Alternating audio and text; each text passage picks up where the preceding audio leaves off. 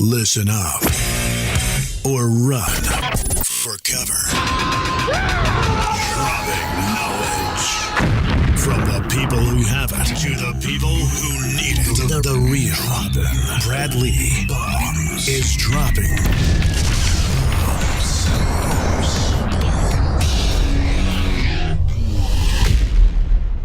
What it is, Brad Lea back again with another episode of Dropping Bombs. Today in the house, folks, I got a real treat for you, only because this dude's not only making bank, so you can pick his brain about all that shit, and I want to talk to you about a few things, but he's also like an actual, serial entrepreneur, business mentor expert, and this dude started from the bottom. You ever heard that song, We Started From the Bottom, Now We're Here? Drake. Yeah. That's you, dude. He's got a picture he carries around where you're basically in a house made by damn near mud walls in Mexico. You came here illegally. You're like the epitome of the American dream, if you ask me. Because like I always think, why can't everybody just freaking dig in and make something? Because there's a lot of people losing out there. In my experience, it's the mindset. But dude, you clearly freaking didn't have a problem with the mindset. You didn't have any challenges holding you back, because now you're doing real estate deals. You got 27 businesses. You're a damn example for all to follow. What's cracking? Carlos Reyes in the house. My brother, thank you for making this happen. Haven't been to Vegas in a while, and I fly out at 5 today, so I'm in and out. Things are getting crazy around here, so I'm going back to my hometown, Phoenix, Arizona. Yeah. But thank you for having me, man, and I can't wait. Can't wait to serve everybody out there. And, by the end of this episode, I'm praying that folks are inspired enough to get off up their asses and make something happen for themselves and their families. Well, number one, what's your kind of annual revenue? Like, are you in the 8 figures, 9 figures? Oh yeah, eight figures for sure. Mid 8 figures? Well, let's see here. And by the way, somebody, mid 8 figures, low 8 figures, 8 figures, 8 figures. Yeah, I would say mid 8 figures. Good, man. Yeah. That's crushing it. And you came from absolutely nothing. I mean, you had family. That picture shows me that you had a dad or a grandpa that was cool. That was my grandma and grandpa. I when I tell people that I was born in the slums, like I'm from the slums of Mexico. But you were in the slums with good people. They look like good people right there. Oh, my brother, my grandmother and grandpa, they took care of me when my mom unintentionally had to abandon me at the age of 4. They took care of me for a year while she was, trying to make it over here on this side of the line, which is the United States of America, the greatest fucking country on God's green earth. And I hope that never changes, by the I like that. That's right. I hope that never changes, man. I hope that never changes. I mean, it's changed a lot since I got here. I got here and I got here in the 8th grade. So, but yeah, they took care of me, and I was doing some sound healing up in Sedona last week. What's sound healing? Sound healing is healing. Sound healing, right? They get the sound, the bowls, right? And are you into all that? I'm into that and a lot more. I want to talk about that. Sound healing. Yeah, I started that journey in March of 2019 when I was redlining. A lot of entrepreneurs, we can talk about that later, by the way. A lot of entrepreneurs, we neglect ourselves, right? We're trying to build this earthly empire, and we're trying to serve everybody. And guess what? We take care of everything and everyone but ourselves. And that is, I would say that's a 90% fact, that a lot of entrepreneurs, we neglect ourselves. We neglect our health. We neglect our families. We neglect, our hobbies, a lifestyle, healthy lifestyle, because we're too busy building. You know how it is, man. We know one speed. Yeah, but listen, when you're saying we, like you say, we entrepreneurs, there's a differentiation for me. All successful entrepreneurs usually are focused on their health as well. At some point.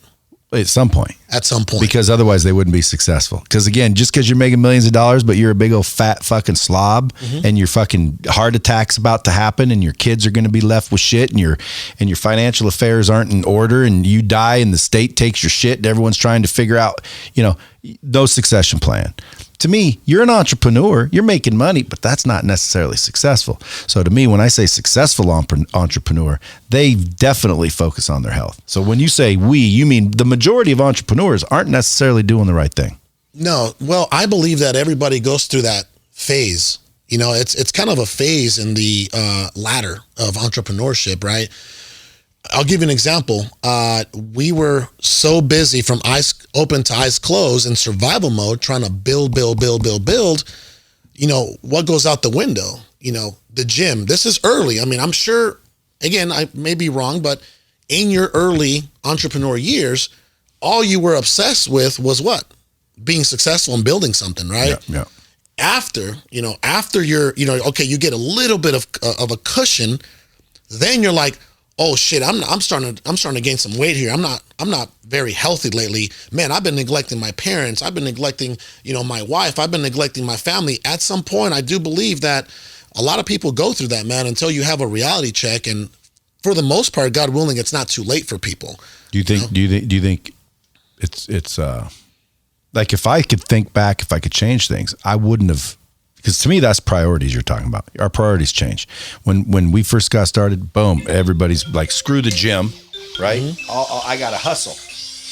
Damn, I forgot to turn that off. It's all good. It's like, I got to hustle, right? So yeah, we make priorities, and then we forget, damn, we just blew 3 years. I haven't seen my kids. Boom. You know, I haven't freaking taken care of myself. If I had the little bomb button, I would have dropped it twice already. There you go. I used to give guests the bomb button, but they didn't know how to use it. They didn't know how to use it. It was getting fucking stupid. You've had 2 so far. Yeah. That was the second one. Well, you know, people come to expect bombs from the old host. You know what I'm saying? But no, really, what you're saying is true, and then the successful ones correct and and go there. But my question to you is, do you think that if you would have not ignored everybody and everything and made that mistake, that you'd be where you are? No. So you wouldn't be where you are unless you did that. I had to sacrifice. This is the right. One thing is like having. There's the boom. I love that, by the way. Thank you. A lot you had of to sacrifice. I keep telling people, if you don't sacrifice for what you want is the sacrifice. Can we drop a bomb on that one? Come on, man. Come on. There you go. That's all common sense. Dude, we're carpet bombing in here. So, initially, you know, I had to change my entire, you know, livelihood, which I'll get into my story, because I feel like I can relate. I think God has put me through every single thing so I can actually relate with every single person, right? From coming over here illegally, you know, from my mom, you know, being my father being at some point an alcoholic and a cokehead, you know, in Mexico, and then her having to take my brother, myself, and her down south, about an hour, 2 hours south of where we were born, to my grandparents to kind of keep us away from him, because, you know, he used to beat the crap out of my mother. And then he's like, you know what, this poverty is painful, and I got to do something for my kids, my 2 sons here. And, you know, she was a visionary. She made the sacrifice. She said, you know what, I'm going to go over to the United States of America, and I'm going to create a better life for my kids, because there is absolutely no future where we're living. So I will, my brother, my mother, like, I retired her in 2017, man. And she is, I have so many, a lot of people don't understand, man. We have so many good and bad traits, personality traits from our parents. Well, she was a visionary, and she was committed, and she was a hustler, and she was willing to sacrifice her own kids for the future. You see what I'm saying? Sure. To give her kids a shot at life. So for me, I will always love and respect her for that, you know, and she had to sacrifice, right? And I learned all this stuff, man. I learned how to hustle from her. She was a single mom, obviously, because she beat my dad. She left my dad because he was beating the shit out of her every now and then. And, you know, I learned so much from her, man. Hustling, sacrifice, vision, you know, never giving up. I never seen that woman give up. I've seen her work 3 jobs. $8.25 an hour was all she ever, like, that was the most she ever made. And that was at LSG Skyships, which was at the Phoenix Airport, the Phoenix Sky Harbor Airport. $8.25 an hour. She doesn't speak English to this day. Really? She doesn't speak English to this day. How long she been here? Early 90s, man. Damn. She didn't have time to learn English. You know what I'm getting her now? Now that she's retired, I'm getting her English classes 3 times a week. So I don't want her to leave this earth without learning English, man. She's been here way too long. She actually received her paperwork through Amnesty. She used to work out on the fields, and she saved up enough money, brought my brother over here, first first through California, through a sewer system in California. San Isidro next to TJ. TJ is one of the biggest borders in the country. She brought my brother in her arms, and she brought me with one hand through a sewer system. We got caught and we got kicked out. And then 2 days later, boom, we made it through, and we were in Escondido, California. Now, see, I want to, like, to me personally, I think they should just lift the wall and not take Mexico, but just kind of take Mexico. I get what you're saying. Like, you know, I get what you're Cancun saying. is now the United States of America. So now everybody's here, but you're still there. And if you want to migrate north. And the people north want to migrate south. I'd go to Cancun, dude. I love that place. But I want to go into, like, when you say you're trying to get into the United States and there's a tunnel and there's a woman and her children and they're sneaking and you say, we got caught. Like, explain how that feels. The immigration at that time it wasn't called the Department of Homeland Security. It was called INS. But did they snatch you and take you and bust you back, or did they just say turn around? They were very respectful. They were actually very respectful. Because they see a woman and 2 children. I mean, they're just like, hey, go back. Like, is that what they say though? Yeah, they didn't snatch us. That's not what happens to a majority of people, right? Different circumstances, but. They caught us and they just told us to turn around, and we turned around and we waited 2 more days and then we got in. This time we got in. Did you go home and wait 2 more days? No. We had an aunt that lived in TJ. Her name is Maria Esther. So we went and waited out at her house, and then 2 days later we made it back in. As a Mexican, never being here, living right close to the border, do people continually come in and out all day that we don't even know about? Illegally? Yeah. I'm sure there's thousands or hundreds of thousands that have figured out different routes for sure. Yeah, so it's not that hard getting into the United States. No, where there's a will, there's a way. Right? Yeah. But I mean, getting here is not that difficult. If a woman and 2 kids can get in, then pretty much anyone can. Well, things are different now. It is a lot harder now. Tighter? It's way tighter now. I think what's more difficult, dude, and what's more impressive isn't that you got here. Because, again, dude, there's a river you can swim across. Like, there's so much freaking border you can get across. Yeah. What happens when you get here? You don't speak the language. You don't have anybody giving you any money. Theoretically, the Americans are not supposed to hire you. Theoretically, because, we do, and they do. So, like, that's what's freaking more impressive. When you got here, what'd you do? Did you have people here? So I got here and we didn't have anybody here. We didn't have no one here. We went to Escondido, California. It's a small city in the San Diego County. Okay. And we only lasted about 1.5 years. What do you mean, dude? That's amazing. There's some people wouldn't last a fucking day. Well, where'd you go? We went back to Mexico. No, I mean, when you got here. Yeah. Where'd you lasted 1.5 years? Mm-hmm. Where'd you go? Oh, Escondido, California. I know, but that's a city. Like, was there my a home? My mom already had an apartment. Bridge? No, my mom already had an apartment ready for. Okay, when you came us. over, but let's go back to your mom. When she came, did she have friends here? Did she have any help? When she came over here, her and her cousin, they actually used to sleep in like a barn area. Her and her cousin. She's told me the story.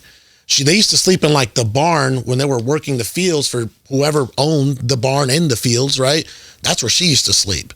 And then she got enough money over the course of 1 year, then brought my brother and myself over. And by that time, she already could afford, it wasn't the best of conditions, but she could already afford somewhere for my brother and myself to come, and lay our heads that's down. huge. That's huge.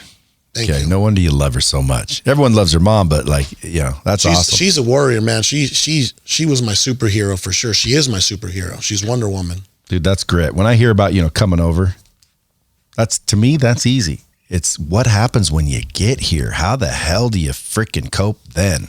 Yeah. Well, so she brought you back over. She had a little apartment. And then how old were you? 8th grade? No, actually, I came here 3rd, 4th, and 5th grade. I'm about to go into the 5th grade, and then we just couldn't make it financially. California was just too expensive for a single mom, so we had to go back. And we were defeated, man. Like, we were defeated because, think about it, right? Like, she had already abandoned us one time, unintentionally. It wasn't something that she did on purpose. She was just trying to create a better life for her sons. And then, all that sacrifice and all that time, like being, a child without his mom and et cetera, then her having to go through everything she had to go through, and then we fail. We failed financially, so we went back. I remember her friend giving us a ride back with all our belongings in a black truck, dropping us off at the border, and then my family from Mexico picked us up and took us down south again. And everybody, I remember every one of our family was like, oh, we told him to stay. We told her it wouldn't work. They're like, I told you so, you're back. And here we go, man. That's how it is. You know how it is when you fail, right? All the skeptics in my family, because by the way, we were the poorest people in our family. We were the ones that lived in the hills with the cardboard box and the laminate roofing and the dirt floors and the dirt roads and the washing board outside in the back house, also where we would use the restroom that my grandfather built, right? 300 square foot little spot. In the corner, there's a little cement block, like a little cement, and with a little drain. My grandma would actually warm up the water, bring it over. That's where we would shower out of a bucket. We didn't have a shower or anything like that, like a shower head, right? And we used to take shits outside. You know what I mean? Sure. And the washing board was outside, and we had hangers, metal hangers with little wooden cloth hangers. That's how we lived for a majority of my childhood. You know what I mean? So we were the poorest, and all my other family, they were down in the city, right? It's kind of opposite in Mexico. In Mexico, if you're poor as shit, you live in the hills where there's nothing. Like there's nothing. There's not even running water. You have a square hole, and that's where you get your water from. You know what I mean? So anyway, the rest of my family, they lived in the city, and they had decent houses. Like they had brick houses, cement houses, right? They're the ones that said, you guys ain't gonna make it. That you ain't gonna make it. And we didn't make it, the first time. But what I say about my mom, right? She doesn't give up. She said, all right, let's do this again. So you know what I did? I started bagging groceries at a company called La Lea. It's kind of like a Walmart down there. Ley, La Lea. It's owned by a bunch of Chinese, right? Surprise. They own everything. So I'm bagging groceries now. I got, I'm working on tips. I got my little hat, my little apron. I'm 9 years old at this time. And, my mother, she's working at the resort in San Carlos Bay. For anybody who doesn't know, I grew up in Guaymas, which is right next to San Carlos Bay. So she's at the resort. She's cleaning rooms. She's getting dollar tips. I'm getting dollar tips. We save up enough money. We send her back here to Phoenix, Arizona for another year. I have to live without her. And then, my grandma takes care of us one more time. And, God bless her soul. That's how much she loved us, right? And this time it worked. This time she brought me over first. See, she brought me and my brother over too soon. She couldn't afford both of us. This time she brings her oldest son, which is me, over first through a fence in Nogales, Sonora, right? She pays this guy like $25, by the way. It was very cheap at that point. I was in the 8th grade at this point. And she literally said, hey, I'm going to wait for you at the McDonald's on the other side of the fence. Listen to this man. So, imagine being, I'm in the 8th grade. I'm about 10, 11 years old at this point. So she's like, imagine your mom telling you, listen to this man. Whatever he tells you, do it. He's going to take you over to the other side where I'm going to see you. So when this dude told me to duck, I ducked. When he told me to jump, I jumped. And when he told me to run, I ran. This guy had his little spot, his little fence with a little hole in the fence. And that's how we got through the second time. Met her at the McDonald's. She brought me up to Phoenix, Arizona. And that's when she started my paperwork. It took me probably 12 years to get my citizenship, man. I was illegal for the most of my life. And then I got my work permit and then after a year, I got my permanent residence, my green card. And then 5 years later, because I stayed out of trouble, no felonies, no misdemeanors, nothing. 5 years later, then I got my citizenship under George W. Bush. So, it was, brother, we couldn't really afford it, but I don't know how she made it work, man. She had 3 jobs.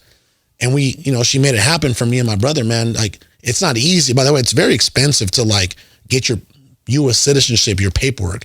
But she made it happen for us, and here we are, Yeah. Well, how many people never get to that stage? And how did you get in school if you're not legal? They don't check. They don't check for school to see what your residence or what your. They don't want your birth certificate? No, they don't check. They don't care. Schools didn't care if you're legal. Now you can't work. You can't be employed. But schools don't care. I was legal for a very high majority of my life. So, and nobody ever asked you for Social Security card or shop records or anything. No. So no, schools didn't ask me for no. I mean, they don't have to run my credit, right? So they don't ask me. I went to middle school. I went to high school, and nobody asked me for anything. So thank God. Yeah, I didn't know that. Thank God. Now in college, they ask you in college. So I remember trying to get into Phoenix College at first, and they were like, well, you know, what's your Social Security number? What's your legal status here? So they do ask you in college for sure. I remember that. So, dude, now you're making big dough. Was real estate your vehicle? Yeah, the way I started, if anybody follows me on Instagram, Carlos Reyes, they can go all the way back where I was dropping handwritten bandit signs. I started broke as shit. So the other thing that I haven't told folks is, like, I worked in corporate America for 10 years. And, you know, at some point, man, I mean, I learned a lot from corporate America. I learned a lot. So I'm very thankful. You know, I learned how to hire, learned how to train, learned how to put people, how to delegate, how to put people in positions, you know, how to empower them, right? Leadership positions. That's how I was able to build all the companies that I have now, because of all the experience, over a decade of experience in corporate America. So for that, I'm very grateful for, you know, always, right? But at some point I had to start doing my own thing, thank God, because I'm an entrepreneur, you know, by blood, you know. So now, you know, again, it started with real estate, man. Bandit signs on the street. I had my marketing budget was like $500 a month, and I used to have these bandit signs that I used to buy that they were blank. And my wife, she used to hand write them. We buy houses cash. You've probably seen them out, right? Sure. Mine were in marker for the first 6 months. A bandit sign is you just stick it up wherever? I used to do it on Friday nights from 11 p.m. to Saturday 2 a.m. I did 6 months, 2,400 bandit signs, and then I got my first real estate wholesale deal. That's how I got my first deal. So a bandit sign is like just those signs you buy at the store and write on them, stick them up everywhere. So you stuck up 2,400 signs basically saying we buy houses, and you didn't have no fucking money. No, I did not. No, that's called wholesaling, by the way. No, that's called fucking entrepreneurian. You know, I'll tell you, that's good shit. Because again, I mean, I told people when I started this company, I went to a conference called the NADA conference, and I didn't have the software. I was selling the software so I could build the software. That's like putting up the fucking signs. You buy houses. Fuck, you didn't have any money to buy houses. I didn't even own a house. But that didn't stop you. I couldn't buy my own house at that time. Most people would be like, dude, I can't go put up the signs. I don't have any money to buy houses. I need at least something. You had nothing. You said, nope, I'll figure it out. You know what? That's right. So a lot of folks, man, they go to these events, and I throw 2 events a year. It's a very high scale event. It's $5,000 a seat, actually. It's called Momentum, where I teach people the X's and O's, KPIs, hiring, everything that I do in my organization. Momentum. What if somebody wants to go to that? Attendmomentum.com. I teach them how to actually build a business. You know, because you got all these real estate investors, you know, like, I've been there. It was a 2-man show for about 3 years. And then I was like, hey man, I'm not going to survive this. I mean, think about you. You got your company here. You got a lot of people in place to help you alleviate of all kinds of responsibilities that you probably don't want to deal with every single day. You know what I mean? The trench work, right? Well, after 3 years of, you know, just busting my ass, remember we were talking about that, busting my ass, you know, eyes open to eyes closed, answering every phone call, knocking on doors, you know what I mean? Everything you can think of. After 3 years, we made a good amount of money, and we started hiring, personnel, dumped a lot more money into our marketing, put together better systems, you know, so our company started to really blow up in late 2016. The biggest deal I did in that early time, I'll tell you the way God works. Watch this. 2015, I get my first wholesale deal. I only made $5,000, right? Because what I did was I took a contract. If you don't know what wholesaling is, I found a discounted property. It was a distressed landlord she was Hispanic, by the way. She spoke Spanish, nothing but Spanish. Her name was Ana. She didn't want to rent the property out anymore. So I said, hey, I'll buy your house, right? But I had people that I knew that they were fix and flippers, investors.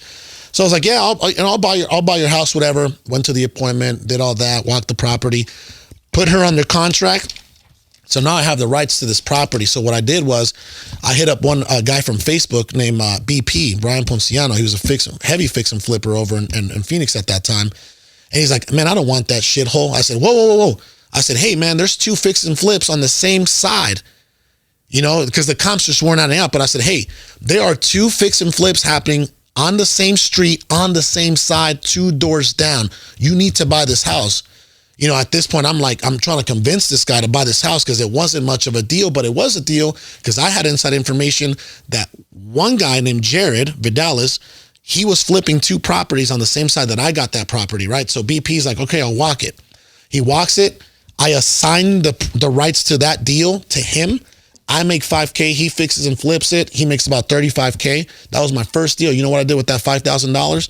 I invested it all back into the business. I did 2 mail campaigns, right? $2,500 mail campaign. And then I closed 3 more deals and it brought me $60,000 gross. And then I dumped another mail campaign and then I did $30,000 gross. And then I dumped a bunch of that money back into pay-per-click, Google AdWords, and the rest was history. I had my first 6-figure month in July of 2016. In November 30th, and you can go check my Instagram, there was one transaction where I flipped from a hedge fund. I flipped 27 properties in one shot and made over $250,000 in one shot. That changed the trajectory of my company, my organization, everything that was to come. That one deal, 27 properties, one shot, over $250,000. Everything changed from there. And that's the way life is. Was it a real estate company you did? Yeah. You said, I'll buy them all? Well, I did the same thing that I did with that $5,000 deal. I put it on the contract. I put $100,000 hard money deposit, non-refundable from my pocket. All right. Thank God, praise the Lord that I had $100K at this point because I was hustling, right? So I put $100K non-refundable. I took another huge risk. I didn't have the money to buy 27 properties, but guess what? At this point, I built a big enough network where I knew I can find the guy that could buy these 27 properties. And I found that one guy, and he bought all 27 properties, and I got my $100K back, and I made $250,000 on top of that, on top net profit on top of my $100K. You have the rights for 90 days when you assume a contract like that? Not 90 days. It just depends on, like, every deal is different. Every transaction is different. If it's one property, you're probably at a 21 to 30 day close, 14-day close. Depends on the terms, right? But on a deal that size, I had 2 months to find a buyer. Normal is... Or to close on it myself. Normal is 14 to 30 days? You can do... Brother, I buy houses, I can close in 3 to 5 days because I'm all cash now. I got private money behind me now. Yeah, but I'm talking about people that are listening right now going, dude, I want to do what Carlos Oh, is doing. yeah, man, you can go, I would say 21 to 30 days is very industry average. So when you get those rights, that doesn't seem as difficult. You find a deal, talk someone into signing that contract, which gives you the rights. That's all you got. And you got 21 days to convert it into money. Brother, I wrote an entire book. It's called The Best Wholesaling Book Ever. The Best Wholesaling Book Ever. You can find that on Amazon for 19 something. I was like, you know how Amazon, when you sell enough books, I sold like 10,000 books in the first 45 days. So they gave me what is that called? New Amazon bestseller, whatever that's called. Yeah. I mean, these books were flying off the shelf. What I did was I read every single wholesaling book. I read like If You Can't Wholesale After This, Flip by Nick Reese. I read every single wholesale book before I wrote my book. And then I said, you know what? I'm going to make the best wholesaling book ever. And it took me 6 months and I made the best wholesaling book ever. Damn, dude, I believe you too. Because you said the key words. You read everybody else's shit first. And then I made it better. Yeah. And not only that, but you probably included a lot of that because, and by the way, that's totally legal to do. Absolutely. If you buy my book and learn, let's say I teach you sales. Yeah.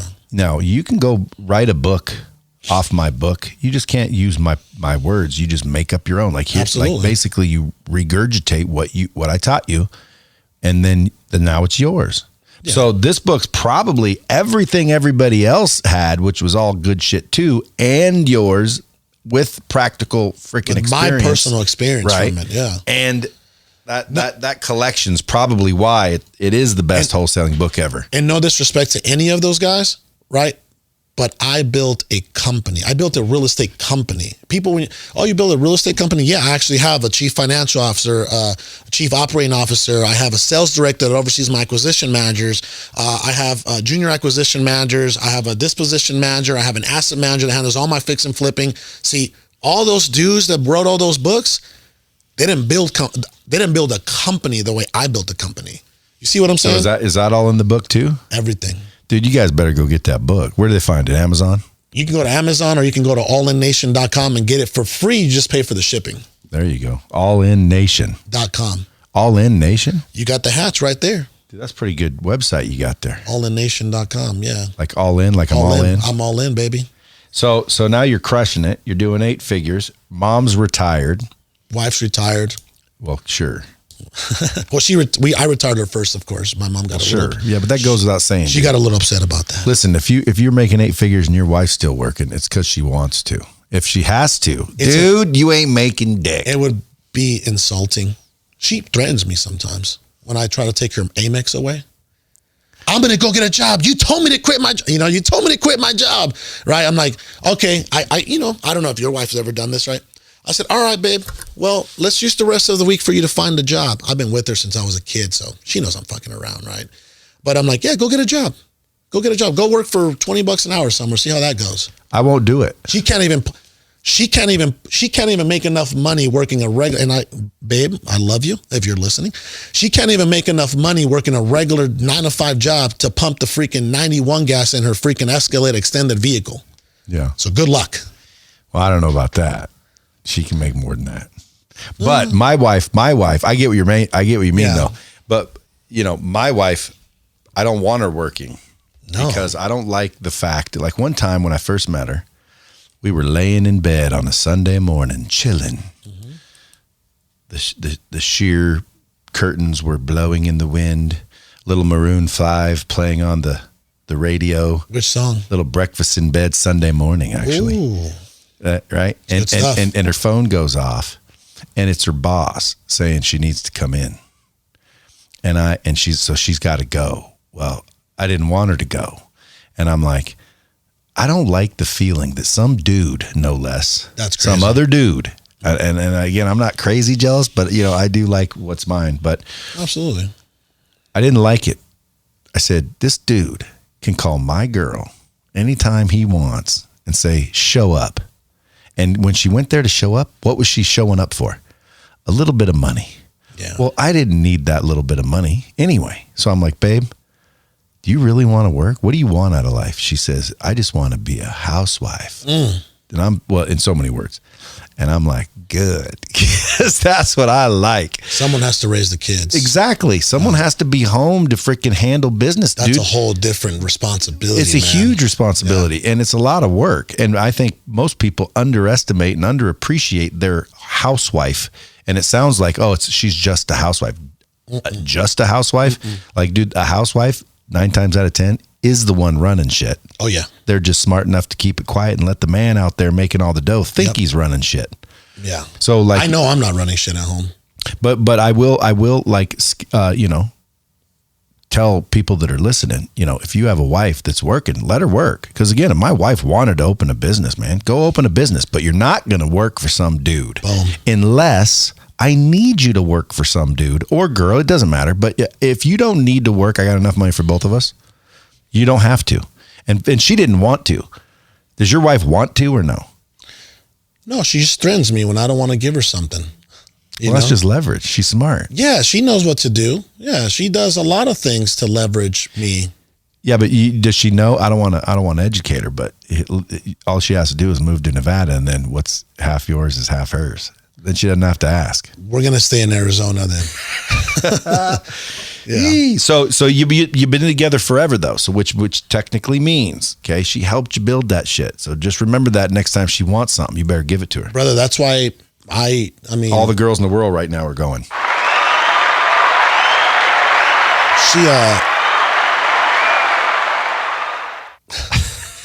That was a good cheer. All the guys in the world right now are going. Shut up. I'll tell you what, I retired her first, right? What I did, Ben, I did it the way that an entrepreneur is supposed to do it. Before I bought all my junk, right? The watches and the Rolls Royces and all that BS, right? You got all that BS? Rolls Royce Wraith, Porsche Cayenne Turbo, I got all the bullshit you don't need. I went through a phase. Yeah, but you have I'm assuming you have a lot of passive income. Yeah. Well, yeah. Passive yeah. income's the key, bro. Absolutely. I talked to someone the other day. They make a shit ton of money. They drive the Ferraris. They're cool, right? They're cool. I don't fit in a Ferrari. And I said, dude, how much passive income do you have coming in? And he goes, what do you mean? And I said, what do I mean? How much money comes in if you didn't work, if you didn't have your company? And he goes, well, if I didn't have my company, I'd be fucked. There, I don't have anything coming in. And I said, dude, you're effed. You're broke. You're fucked. If you guys listening to this want to figure out where you really are, and I don't care what you're making, $300,000 a year, $3 million a year, ask yourself how much comes in if I don't do anything. And that answer is what you're worth. If the answer is fucking nothing, you're worth nothing, bro. Mailbox money. So let me say this. I did it right. For the first 3 years, I ate shit. I was driving around in a 2011 Prius that I bought at the auction. You see what I'm saying? Even though you could afford more. It didn't matter. You were using that money. My wife had to force me to buy myself something nice because you know what I did? I used all that money and dumped it back not only into my business, real estate, investing at this point. Now, I'm fixing and flipping. I'm doing all kinds of stuff. Then I'm taking all that cash because when you're wholesaling and fixing and flipping, man, you're actually cash heavy. You're cash heavy. There's a lot of money coming in. So what I did with that, I started building other companies, and I even bought out, like I said, I bought a medical company, and that's great. That's still, she's running that, by the way. My wife runs that. So anyway, I did everything right. I dumped it all back into the business, right? At this point, we're living in a 1,200 square foot home that was only about $1,500 a month. And what else? Our bills were, I think we were under 4K at this point, like with everything, right? Then what I did, boom, built the businesses, and then I bought her a big house, 4,500 square feet, 1 acre estate, bought the family a big house first. Then I bought her extended, 2018 Escalade, for the family with all the upgrades. And she was like, when are you going to get yourself something nice, right? Retired my mom, retired her. And I'm like, I don't even care. I don't need it. I'm addicted to growth. I'm not addicted to junk, right? So she's like, well, I just want you to buy something nice. So then my business partner bought himself a Lambo Aventador. And then he forced me about 2 months later to buy myself my dream car, which was a murdered out Rolls Royce Wraith by a company called Creative Bespoke, Cy Solari out in Phoenix. He's the best custom car maker in the country, in my opinion, by the way. So I bought a 2018 2016, the year was 2018, Rolls Royce Wraith, and that was beautiful, custom made, the whole works. Roof? Yeah, it has a roof. It has a sunroof, but no, it's not you're talking about the other one with the Starlights. I got the stars, and they turn different colors, which is custom, not just the white. You know what I mean? Yeah. I got them different colors. I was almost getting ready to pull a trigger on a Wraith one day, but it didn't have the roof. And I said, dude, the only reason. Oh, it was a convertible? It was. I think that's called a Dawn. I don't know what it was. It was a Rolls Royce, and it did not have the fucking Starlight. Yeah, then don't do it. Well, I wouldn't. I said, that's what caused me to not do it. Might have been, I don't know. I'm pretty sure it was a Wraith. It was a Wraith with no Starlight roof. Yep. And was it a 2-door? Yeah. It's a Wraith. But it was the only thing I didn't like about it. And I said, if I'm stepping up like this, you got to get the fucking stars. Mm-hmm. Yeah. Mine, my stars turn different colors, red, blue, pink, green, like every color. My 8-year-old loves it. My 2-year-old loves it. You know what I mean? So anyway, she forced me to buy that car because she's like, you need to buy yourself something nice. You did everything for everybody else. And that's how it is. I take care of everybody else first, make sure that things are good. And honestly, just like you said, until I generated enough passive income to be able to, for that passive income, that cash flow, to be able to pay at that time it was $2,300 for just the Rolls Royce, right? I put $70K down, financed the rest, $2,300, and then $500 for insurance. So under $3,000, about $2,800 for the Wraith, right? Until I had enough passive income to be able to pay for my liabilities, that's when I actually started buying a little bit of junk. But I went through about 12 months of buying nothing but junk, and I'm over that. I think every entrepreneur has to get their fix somehow. And I got my fix, man. I'm over that shit. It's almost like a trophy, though. Kind of makes you feel good. Like, I did it. It was beautiful, brother. For the first 4 months, maybe 5, 6, I was like, yeah, this is what I worked for, right? But then it's like, Now I drive it once a week. It's catching dust. I'm actually going to sell it. I just got a tune-up. The tune-up alone is how much? $990. Oh, what I'm going to sell it for? Yeah, maybe I'll do it. Maybe I'll buy it. What color? Black? Murdered out black with red burgundy interior. Dude, come on. Man. I'm going to send you some pictures. I might buy that from you. I'm going to send you some pictures. It's a one of. I might just take over payments. It's a one of. I'm going to send you some pictures, see what you think. What if I just take over payments? Get them off your books. I'm up.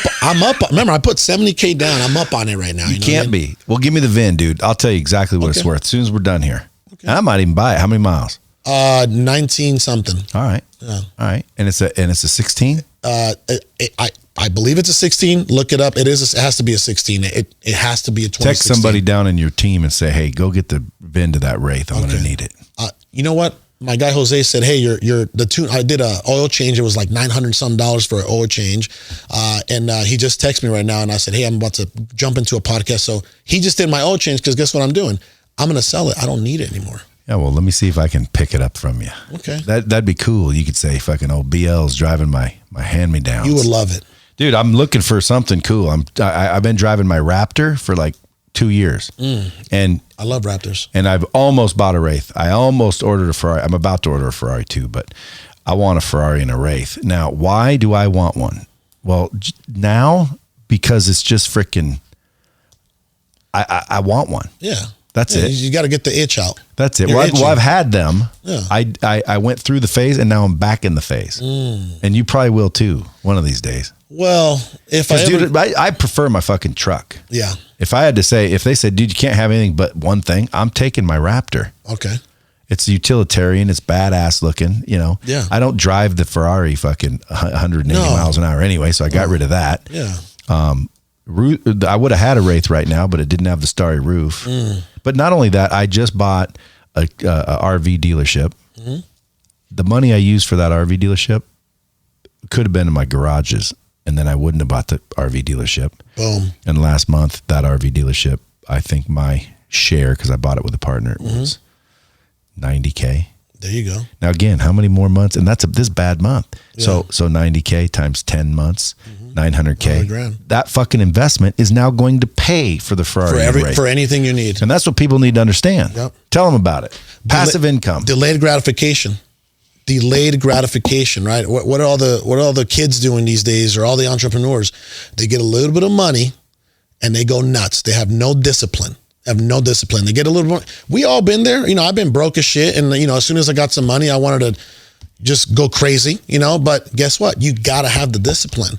Yeah. You got to think long-term. You got to play the long game, you know, and that's what a lot of folks, they're not, growing up the way we grew up, we're not educated financially. We're not. So dude, if I notice you're also a business mentor, so you allow people to freaking pick your brain and you coach people. Yeah, so I do that. You know, like I said, I'm a full-time businessman. Like my priorities are building my businesses, right, and taking care of that. And on the side, I educate on the side. You know, I've had a lot of people come to my events. I only throw 2 events a year, and then I've had mentees be part of my mastermind. You know, and it's been a beautiful thing, man. I've been able to help them build 7-figure real estate investment companies from LA to Florida up to New Jersey, New York, down to Seattle. So, I mean, it's been absolutely amazing. And you know what's crazy? It's like the more people that I serve and the more people that I help them accomplish their goals, I just keep scaling. I keep climbing. Would you recommend someone that they're broke but they're aggressive, that they start wholesaling? Oh, I mean, if they're broke, brother, they just got to hustle. That's what wholesaling takes. It takes hustle. It takes hustle, and it takes not giving up. You know what I mean? Like, you look for an off-market discounted property. You find that property, right? You build rapport with that seller. That seller trusts us, believes you're going to do the right thing. And I'm always telling people, do the right thing. Don't put anybody in a bad spot ever, right? And there's a lot of opportunity coming around in 2021. It's going to be a crazy year. I mean, our houses right now are flying off the shelf. We're getting over asking price and multiple offers. They're bidding up. They're bidding up the every single flip that I have. I'm also flipping in Las Vegas. I just started flipping in Las Vegas. I have 2 projects here. 2 projects here. Why do you think it's going with this COVID and everyone being out of work and shutting down? Why do you think everyone has money right now? Low inventory for one. It's historically low inventory. The demand is insane for single family residents. right? So back to your question, Why don't they just start building them then?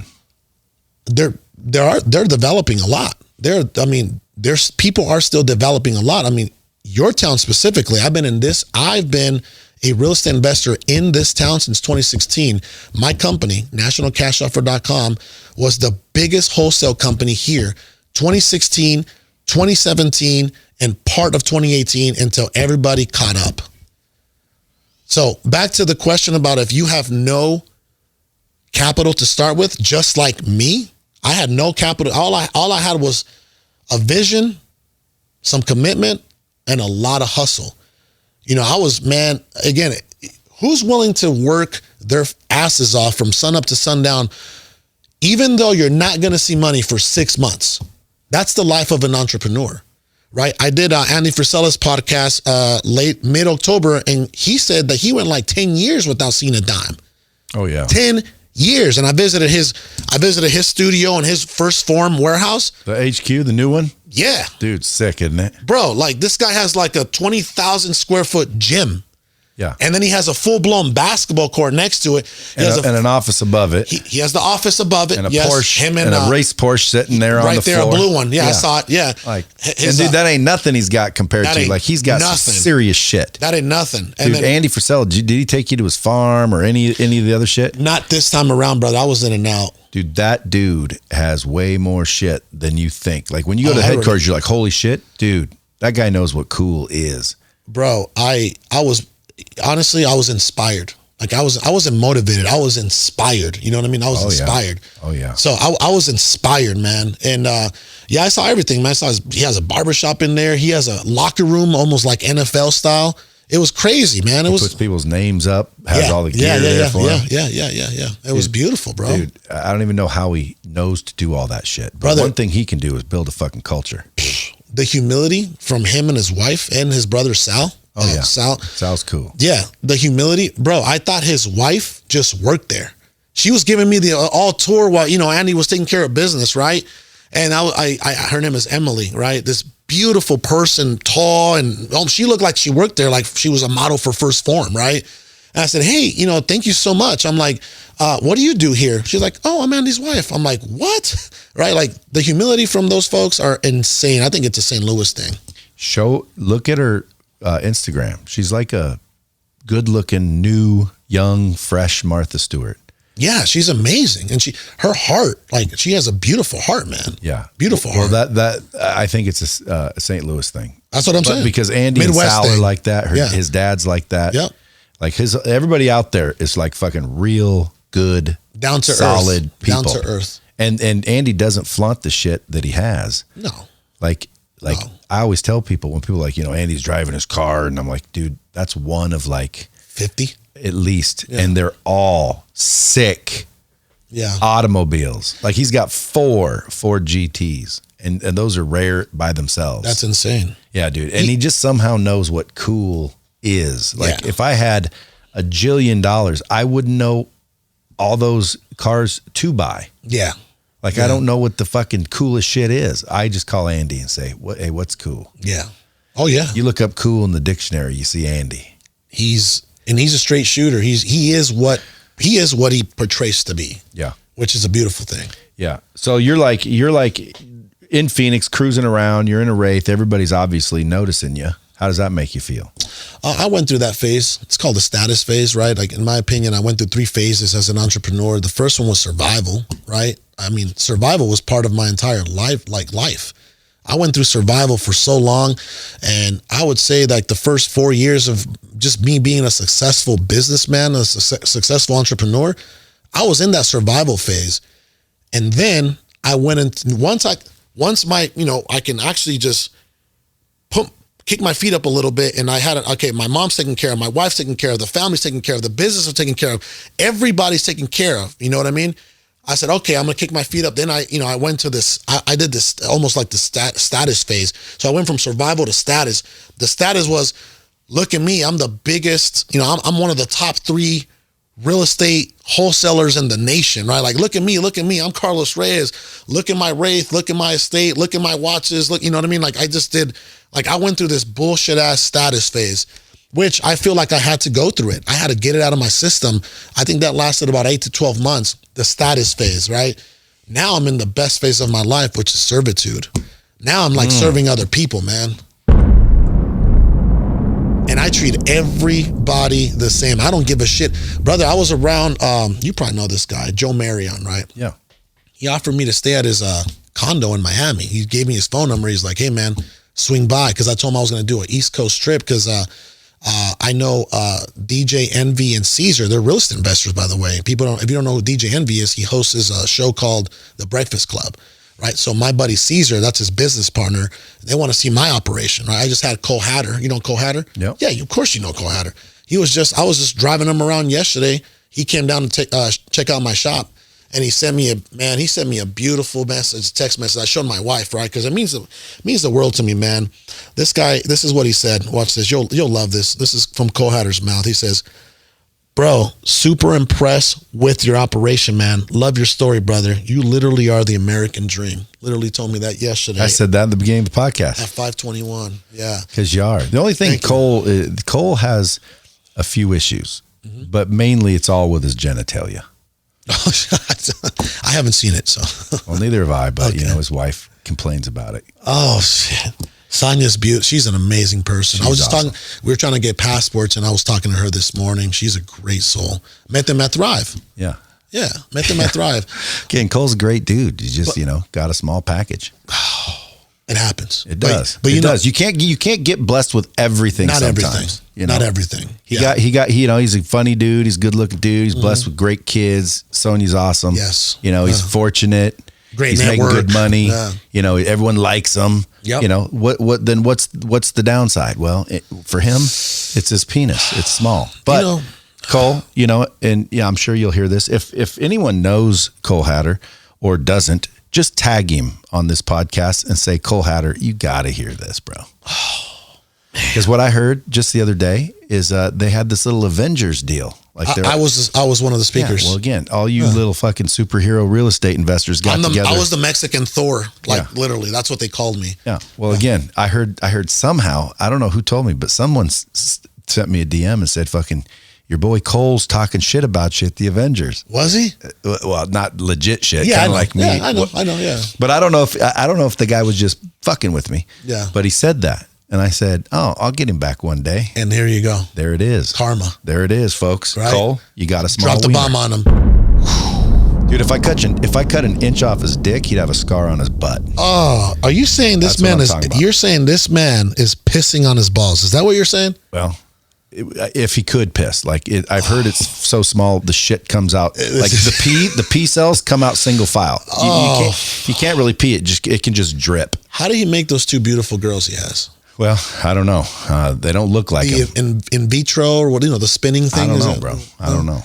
Science has advanced a lot. It has. Yeah. But listen, he's happy. That's what counts. That's all. Enough about Cole. Yeah. Now. Yeah. You were cruising around with him. He saw your operation, and he said, "This is fucking awesome." Yeah. Now, what do you have, a warehouse or something? Like, what do you mean saw your operation? He saw. Well, remember I told you I bought a commercial building in December of 2019, and he got to see my entire real estate operation upstairs. The downstairs is still being built out. It should be done in the next 2 weeks, but he just loved what he saw, man. He saw, he saw everybody doing what they, again, you just don't know. Social media is full of shit. That's right. Social media. See, I'm a brick and mortar kind of guy. I come from the mud. I come from the dirt. You know what I mean? Yeah. Social media, man, you got these guys fucking taking pictures in front of rented Lambos and all. You just don't know who's who.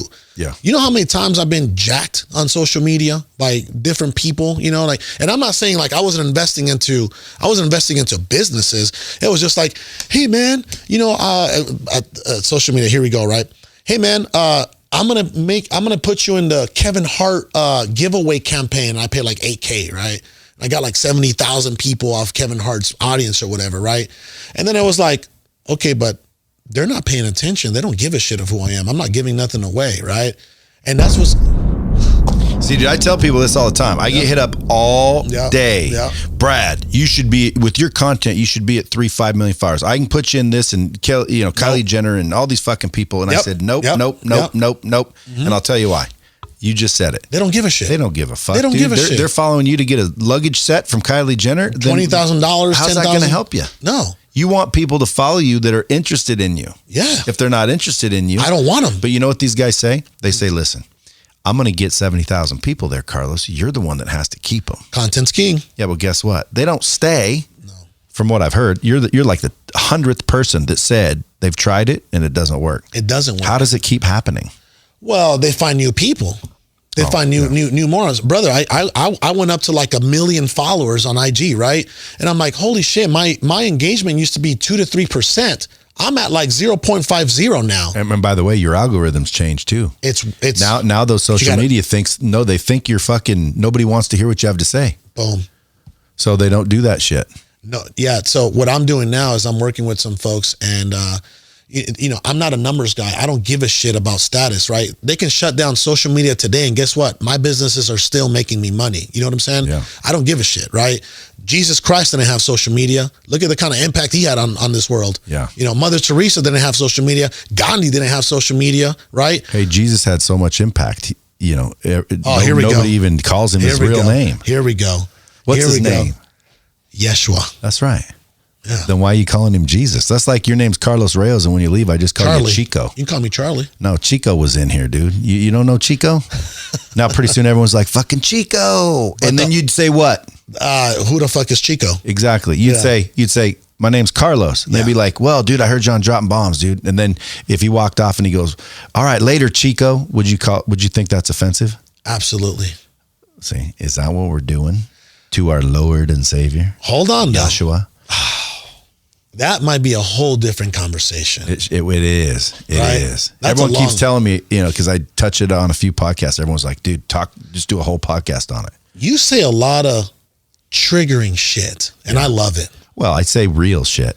I love it. Like, I'm not afraid to talk about Jesus, and I'm not afraid to talk about COVID, and I'm not afraid to talk about... I don't care, you know. At the end of the day, if you're not going to like me because I said Jesus isn't his real name, well, then I didn't switch his name on you. Like, don't be mad at me. I'm the one actually bringing you back to the truth. You should like me more because I'm telling you the truth. But people that don't want to hear the truth, they say, oh, that's crazy. Jesus is just how his name was translated. You do not change Yeshua to Jesus. That's not the translation. Okay? Yeshua is now Joshua. Yeshua is now Joshua. So we should be not Jesus. So we should be calling Jesus Joshua. If we were using today's language, it is Joshua. That's what Yeshua turned into. Yeshua. Yeah. Again, you keep saying Yeshua because there's an E there, but over the time, it's Hebrew. It turned into Yeshua. Yeah. Like the letter J wasn't even invented till the 1500s, so it wouldn't be Joshua then. It was a Y. Right. It was Yeshua, Yeshua. You know, there's a lot of ways to pronounce it, but it wasn't Jesus. And when they say, well, it was translated into Jesus, no, it wasn't. It was changed into Jesus. By someone. Now the question is, why would you change his name? Well, if you start looking at the 10 Commandments, what do they tell you? Don't take the Lord's name in vain. Vain means to make meaningless or useless. Now, how much more meaningless and useless can a name be if you just stop using it? That makes it as worthless and useless and meaningless as hell. So someone messed it all up. Someone did it on purpose. Now, who might be willing to get everybody to stop using his name accidentally? Well, maybe when they changed his name, they didn't have everybody, you know, we were told, you know, we listened. We just said, okay. Now, guess what? Scripture says, seek and you shall find. Listening is not seeking. Like if I said to you, you know, brother, there's $100,000 on my desk. You can have it. Now, that's not seeking. No. Okay. Going to look and see if that $100,000 is on my desk. That's seeking. Boom. Okay. You're just taking for granted that 100,000 is on my desk because I said it was. You listened. Now, when I say his name's Jesus and he's our Lord and Savior, and you say, okay, praise Jesus, to me, and this is just my opinion, that's not seeking. Okay. Seeking is, oh, his name's Jesus. Cool. Oh, I looked and turns out that's not his name. Now, again, do I think everybody's going to hell because they don't know what this stuff? No, I don't. I think it's the intention. I think what's in your heart is what matters. Who do you mean when you say Jesus? I think is what matters when the rubber hits the road. So that's what I believe. So but like your brother, when you were saying earlier, like your brother's like, hey, you got, he said this. For all the people out there that believe in Jesus, I'm not saying Jesus wasn't real. If you're talking about Jesus, you're talking about Yeshua. And Yeshua was from Nazareth. Yep. Right? And he was not a Christian. He was a Nazarene. Yep. The Christianity was started by the Romans in 325 or right around there. Yep. Jesus was already gone by then. Yes. Okay, so he didn't start Christianity. No. He was a Nazarene, and when people said, I follow Yeshua, they were Nazarenes. Yep. Yes or no? Absolutely. Look it up. This shit's looking at, we don't want to get into a religious section, but maybe I'll have you back for another one. Well, yeah. So, they say that stay away from politics and religion, right? I don't. So let's talk politics. No, I'm just All joking. right, We're not. ahead. No, we're not. Go ahead. Well, here's what I think about the politics, and hopefully I'll make this episode drop even quicker so it's more relevant. Like December 14th, a couple days ago, according to news media, which could be lying, but I'm going to take their word for it, Joe Biden secured more than 270 electoral votes. Now, that makes him president-elect, period. I don't give a fuck how much you love Trump and how it was stolen and the fucking fraud and all the bullshit. Okay? Those electors is who elects the president and vice president. And if their votes they placed for him, Biden, then Biden is your motherfucking president. Not the popular vote. The rest of you need to shut the fuck up and quit crying. Now, people, Brad, it's not over. Trump could, get the Supreme Court. And yes, you're right. There may be routes back to Trump. I'm not saying that that's impossible. What I'm saying is, the electors, there's 538 of them, they determine the president. Like all of our votes, bro, they don't count. Yeah, I know. Those electors' votes count. That's why I was on the Trump train. Like, fuck you, Biden's never going to get in. We'll go to the Supreme Court. Yep. I think it was stolen personally, but I don't know that to be true. So I'm not fucking, grandstanding it. But what I do know is when 270 or more electors say you're the next president, well, then you're fucking the next president, period. Boom. And that happened December 14th. Yeah. So now, since December 14th. Today's the 16th. Yep. Okay. I quit talking about, Trump having a chance. I don't think he does anymore. Now, that doesn't make me giving up on Trump. I just know the way that works. Those electors said Biden, then it's Biden. End of story. You can bitch all you want. The whole country can bitch. If those electors say Biden's the president, Biden's the president. Do you know that? Do you know when I stopped talking about politics? When? November 4th. Why? You know what went down. I mean, When you realized it was stolen? It's, brother, you know what? Control the controllables, right? It's like my family, control the controllables, baby. That's right. That's right. You can't do nothing. No. Even if Trump stayed, dude, he ain't going to make you and he ain't going to break you. Like, let's control the controllables. You can't control who's president. There's so much negativity out out all across the country right now, right? Can you control wearing masks? Yes and no. Yes, you can. Yes and no. There's no. There's yes. You can control. Saw some 2-year-old get kicked out of a plane not too long ago, so I don't know. Hey, dude, that's United Airlines, right? Okay. Yeah. You want to get on this plane? You wear a fucking mask. Now, can they control you to wear a mask? No. I was wearing a mask and I still got the Rona. Well, of course. I was supposed to be here last month. I canceled your ass. Someone said you got the Rona. I don't know why. I told you to wear a mask. Fuck the mask. They don't work. We're 6 feet apart. Dude, I don't give a fuck. I'll give people fucking daps, high fives. At the end of the day, I don't think masks work, period. And I think it's been proven. And I quite frankly think they harm you more than help you. The only thing that I will agree to is waiters wearing masks. I love when I see waiters wearing masks because what masks will do is stop your spit. For sure. Yeah. So guess what? Like if you're a waiter bringing me food and there was no COVID or nothing, I think waiters should have been wearing masks forever. I want to challenge you to try an exercise. Okay. Something I did up in, what was it? Jerome, Arizona, I believe. You ready? Yeah. Next time you go take a shit, wear your mask. If you can smell your own shit, that mask don't work. Yeah. Well, I don't need the exercise. I already believe you. All right. The other here, this is a serious one. All right. So I got a few lavender candles in my office, right? My little, section of my building. And I had one of my sales guy, Tino. I said, "Hey, Tino, you're wearing your mask?" Because he wanted to come. He's a big fan. He's a big fan of you. And I don't know why, but I'm just joking. Love you, brother. So I said, Tino, you're wearing a mask, right? He had this big old thing. He has a bad immune system, and he has this big old thing growing out of his lip. So cold sore or something. It was a big old cold sore, and that's why he didn't come. And he's gonna listen to this, and I'll tell him, I put your stuff out on the street. I'm sorry, bro. And what's his name? Tino Hernandez. He's an ex Army Special Forces. He works with us. Yeah. Well, I don't blame him. Like, you see this little eye right here? It's been a little swollen. Yeah. Yeah. I don't know what the fuck's wrong with it, but someone's like, you can do a podcast like that? I don't give a fuck. Shit, yeah. If I had a cold sore, guess what? What's cracking, dog? What's that from? Yeah. I don't know. To tell you the truth, but Tino, you missed out, bro. And people are missing out because they're worried about what other people think. He's not here because he was worried about what other people might think of his cold sore. He thought you would freak out about the alien that was growing on his mouth. Yeah, but I might have fucked with him for it, but guess what? It would all be good. It would all be good. See, everybody has to quit worrying about what other people think. That's people's... Even Cole, with that dick, dude, listen. Well, if I were him, I wouldn't leave the fucking house. Okay? I wouldn't. I wouldn't leave the house. As a matter of fact, I might just go ahead and cut her the rest of the way off. It's cold in there. It's cold in California.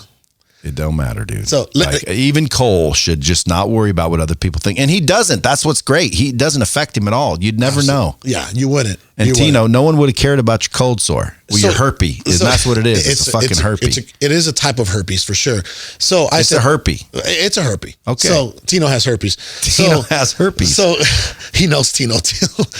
So I said, hey, just to make him feel better, I have herpes. I'll get one of those motherfuckers. If I go to sleep, sometimes I'll kick the covers off. If I wake up and I'm fucking cold, within a day or two, I'll get a cold sore right here. If I wake up hot as hell, I'll get a fever blister. What's the difference? Wow. Well, one comes when I'm cold as fuck and one comes when I'm hot as fuck. I haven't had them for like a couple of years. I don't know if they're dormant. Yeah. But dude, I used to get cold sores, so technically I got herpes too. So you feel Tino. I'm the herpes. Yeah, you feel.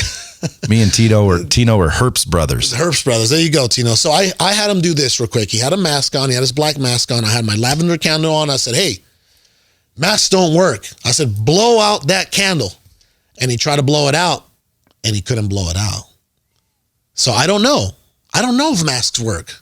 Masks don't work. I'm confused. Scientists have proven it. I told my wife that everybody's wearing masks in Arizona, and we're still getting 8,000 to 12,000 new cases a day. And by the way, just for listeners, he had it and it's real. I had it. Is it real? It's real. What'd you feel like? Like shit for 10 Headaches? days. Here, I'll give you the symptoms. You ready? So I'm very grateful that I didn't have any breathing issues because I try to take care of myself 3 to 4 times a week or whatever.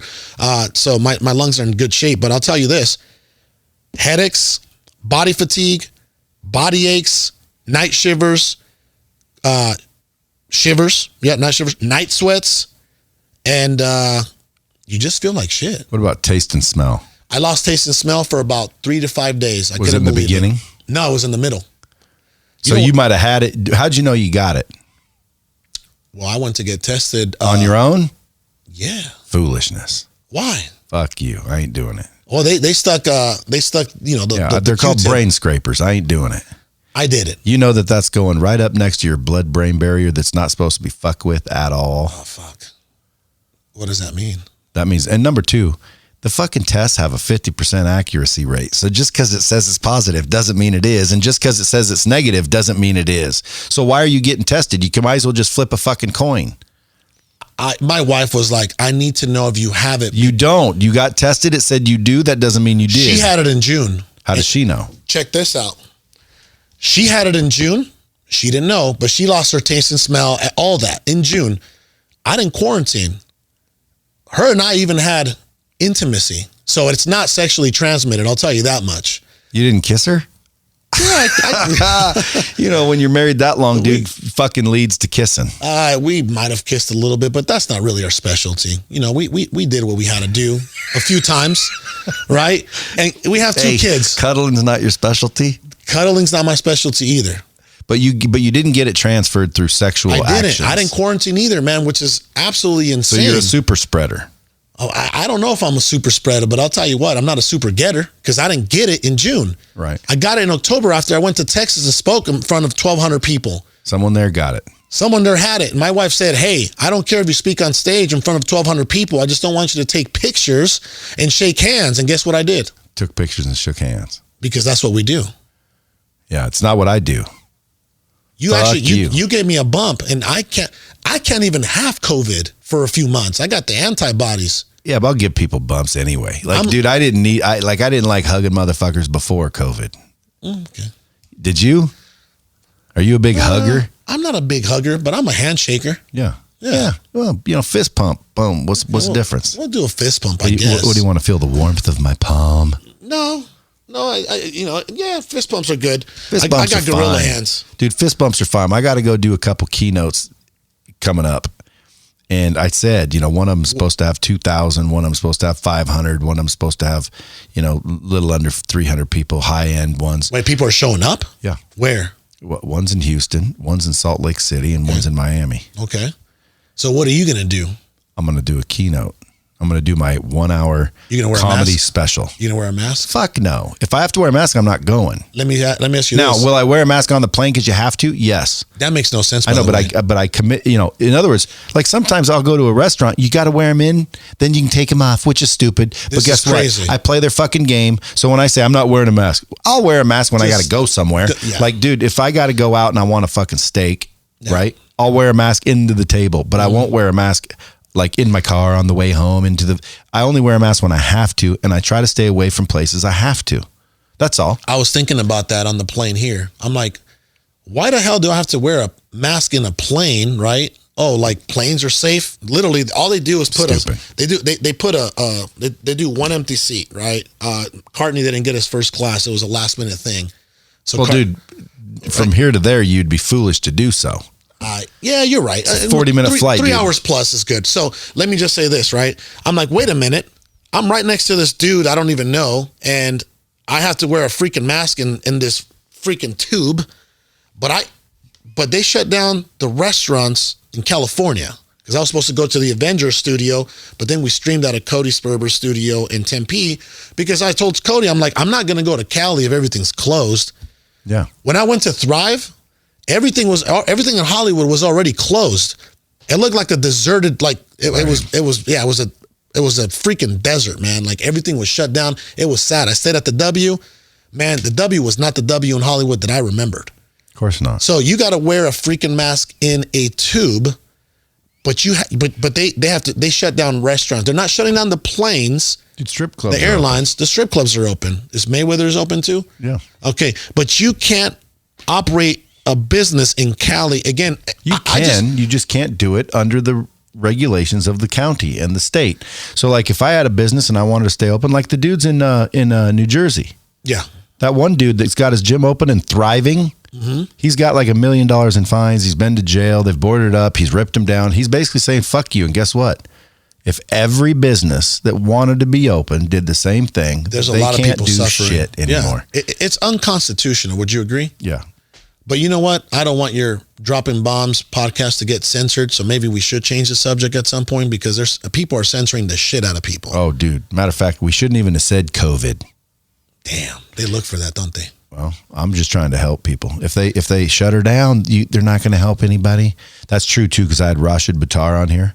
I got like 1.5 million views in 3 days on YouTube. And they shut it down. Oh, they fucking deleted it and said, you're violating your community guidelines. I'm like, we didn't even talk about anything. Do you want to say... We should call it Bobid from now on. You want to say the vid or the Rona?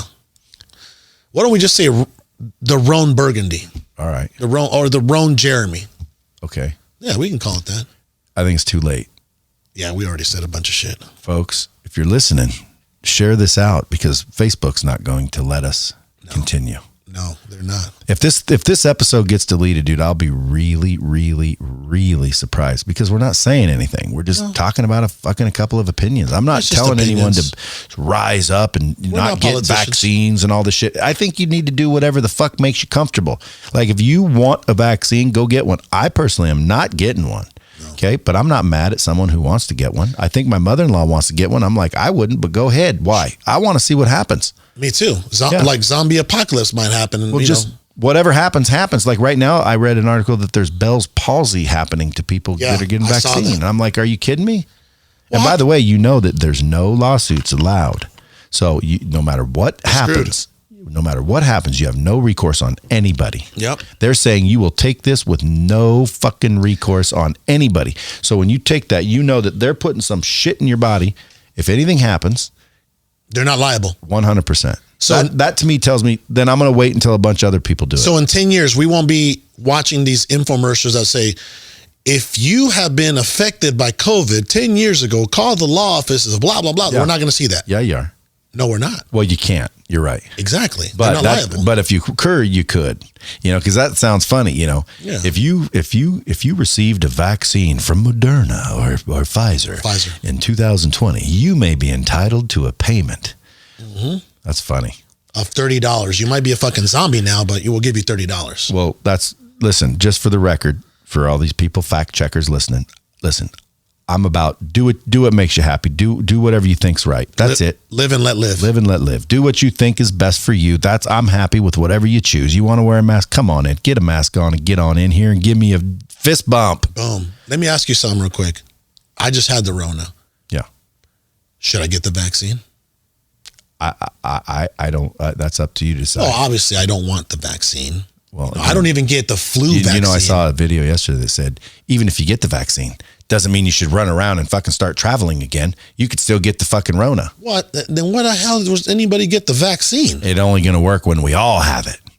That's crazy. That's not going to happen. Okay, but there's 330 million people in this country. I know, but if people need to wake up a little bit, just look at the reasons. Why do I got to walk in with a mask and then I sit down and Rona can't get me sitting down? No. But it can get me standing up. That's right. Right in the same spot on my table.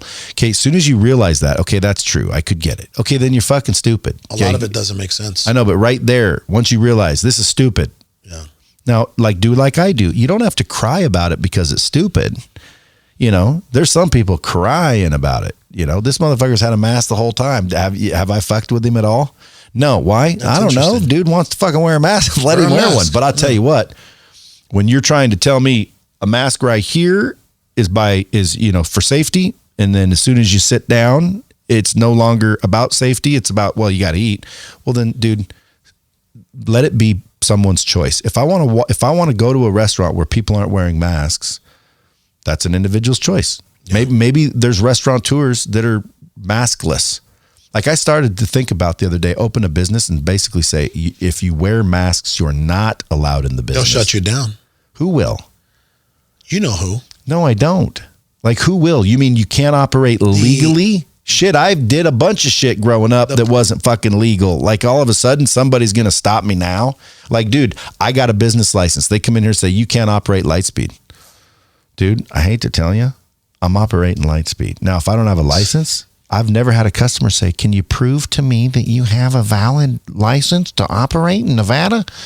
Yeah. I just operate without one. Yeah. There's people that are concealed carry. They don't have a license to do so. They're just doing it. Yeah. So what happens if they get caught? Well, they get in trouble. Yeah. Right. So you can operate your business without a license. It's just if you get caught, you'll be in trouble. So that's, again, it goes back to choices. I tell people, look, it's just a choice, man. You want to open your restaurant? Oh, they'll take my liquor license. Well, then don't open your restaurant. That's the consequence. Don't do it. Don't open your restaurant. Do what they tell you.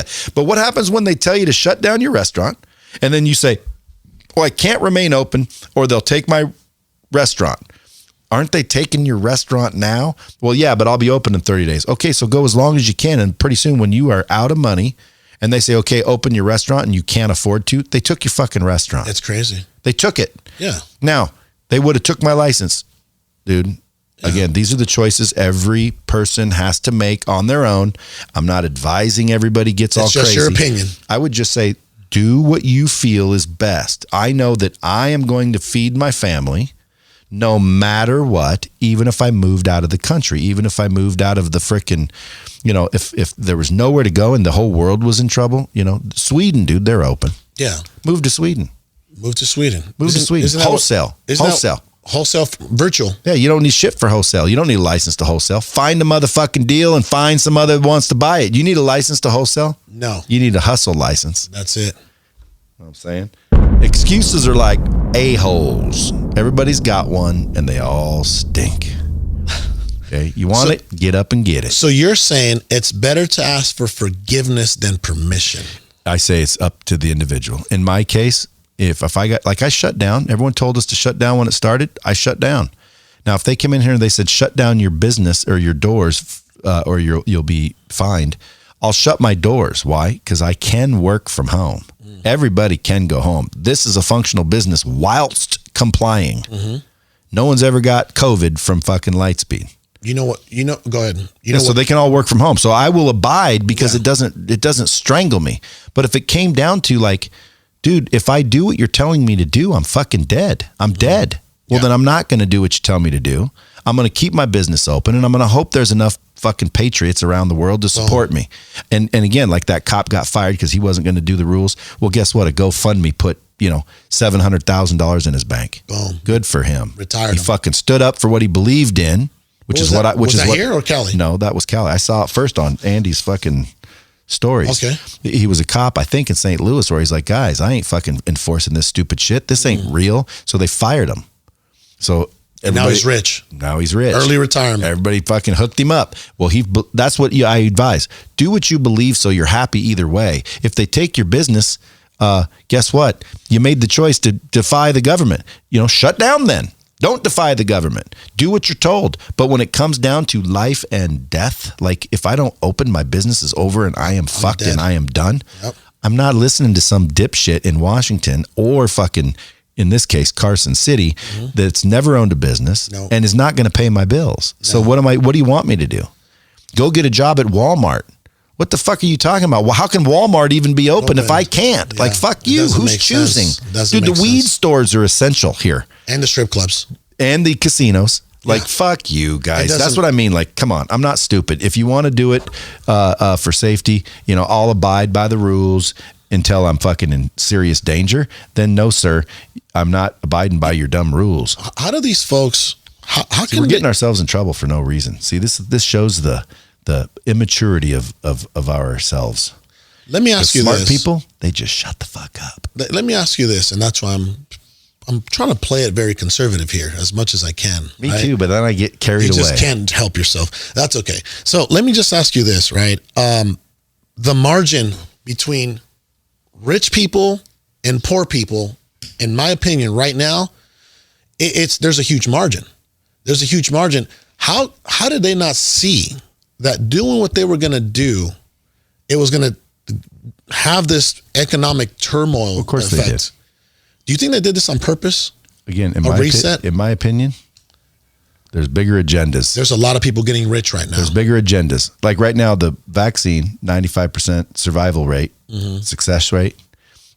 The disease itself, 99.8. 99. Yeah, like dude, I'll take 0.02. I'll take better odds just not getting a vaccine. Yeah. But anyway, I don't want to get into this. Come on, man. Okay. Let's talk about Jesus, dude. Listen, this is the longest episode in the history. It's a minute 22 or an hour 22 so far. It happens. Here's what I want to know. Yes, sir.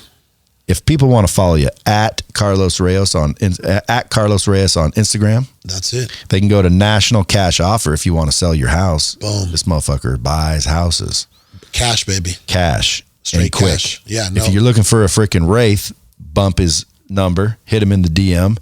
Okay. And if you don't do any of these things, at least get that book, the best wholesaling book ever, even if you're not into wholesaling. Because, dude, this right here, this knowledge is if shit comes to shove, dude, anybody can fucking go out and make some money hustling by just finding shit that is undervalued and finding people that value it. I mean, that's really the essential ingredient for any business. Find something people want and find the buyer, find the seller is basically all you got to do. Yep. Find the need, find the solution. And you'll be in biz. Yes, sir. So, folks, and I appreciate you coming up here, by the way. Live's always way better than Zoom. Zoom chops out. I don't do Zoom, man. Guys, do you have a podcast? All In Podcast? Yeah, it's literally the All In Podcast. The All In Podcast, folks. I was inspired by Andy Frisella when I went to his operation, and I'm starting my podcast, and it's called Limitless with Carlos Reyes. That's coming January of That's another one? That's going to be my podcast. What's this one? The All In podcast? That's a real estate entrepreneur podcast. Oh, okay. So you're getting another podcast. I'm doing general mindset entrepreneur podcast, limitless. Real shit. You're going to give me a run for my money. Real talk. We'll see. Conversations. Limitless with Carlos Reyes. Level 5 talks, baby. That's all. You guys heard it. Fresh from Dropping Bombs. Folks, I appreciate you guys making me one of the top rated podcasts in the country. If you're watching this on YouTube, hit the subscribe button so you know when we drop more. If you're not, share it out there, man, so my fucking rankings go up and I can get more reach. Come on, man. Help a brother out. Until next time, keep it real. Let's go. Dropping Bombs with the real Brad Lea. Subscribe now.